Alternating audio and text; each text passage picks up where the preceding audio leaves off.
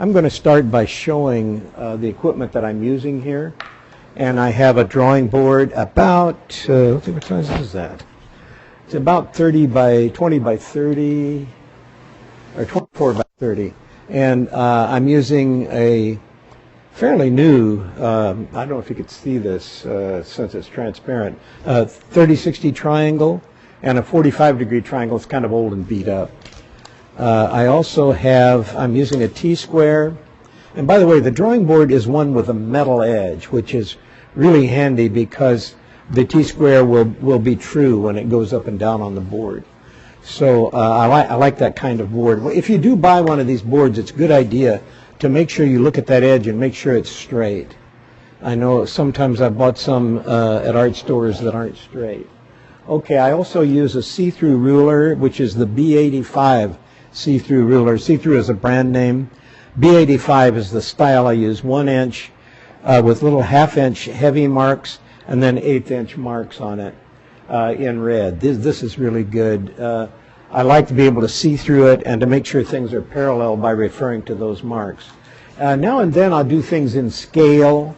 So I have here an architect's scale. It's important if you're going to buy one of these that you look carefully at it and make sure that it says architect on it. There's a scale called an engineer's scale that looks identical to this when you first look at it. So be sure you're buying an architect's scale if you plan to buy one. I also will be using, I think I'll be using various pencils. I'm going to use a lead holder with 2H lead, I think, for some of the drawings I'm doing here. I'm using one of the old pencil pointers. Looks kind of like this. There's the new blue ones now, the new small ones that are pretty handy. This one is not so good because it uses sandpaper, and eventually that gets filled up and clogged. But the new ones are good, the new little blue ones. But I kind of like this old one, so I use that. Okay, what I wanted to start out with is doing some, just a rough sketch here that shows what I think is a good layout or a good image that we can use to define or to define the definitions, let's say it that way, defining definitions, all right? So here, I'm going to start with a drawing that shows initially what I call a picture plane. So I'm making a vertical line here, and then in perspective, a kind of a rectangle sitting upright like this. Now, then I have here a ground plane, another rectangle drawn in this direction here, laying flat on the ground.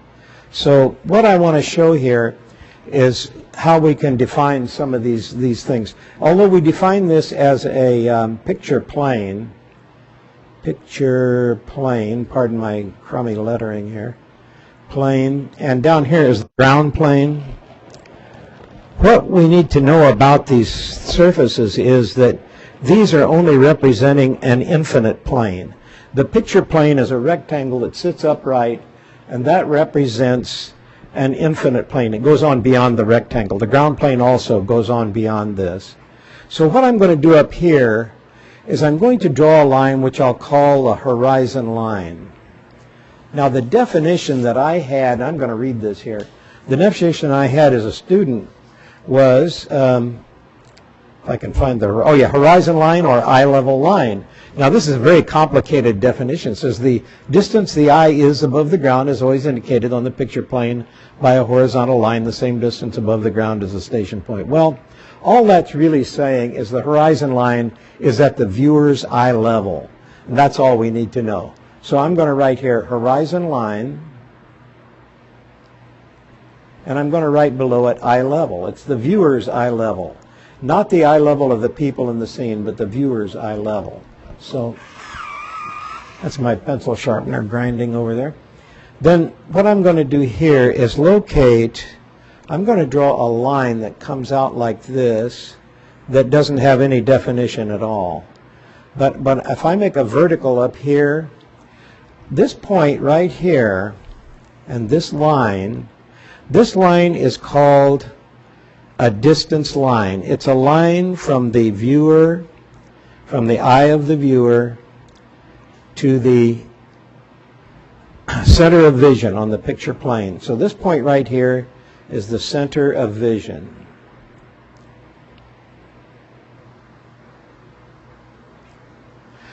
This point right here, the eye of the viewer, is called the station point.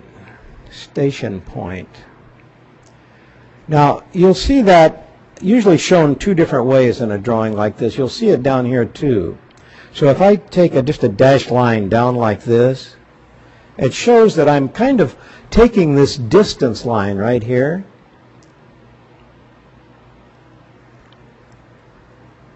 and folding it down so that I can draw it on the paper. This works just fine for plotting in perspective. We can fold the distance line down right onto the paper. And in so doing, we can also locate down here the station point. Okay, so what we've defined so far is a horizon line, which is known as the eye level line. And we have the center of vision, which is a point on the picture plane opposite the observer's eye. The observer's eye is called the station point. So we've covered station point, horizon line, distance line, picture plane, center of vision, the ground line. Okay, that's the place where the picture plane intersects the ground plane. Right here is called a ground line. It can also be used as a measuring line. So we might call it horizontal measuring line. Horizontal measuring line. Let's see, we all, I think, pretty much know what a vanishing point is. I can define that here a little bit more clearly in another drawing. There's also something called a true height line, and I usually put it on the ground line right here and draw it right up through here like this. This would be the true height line. True height line.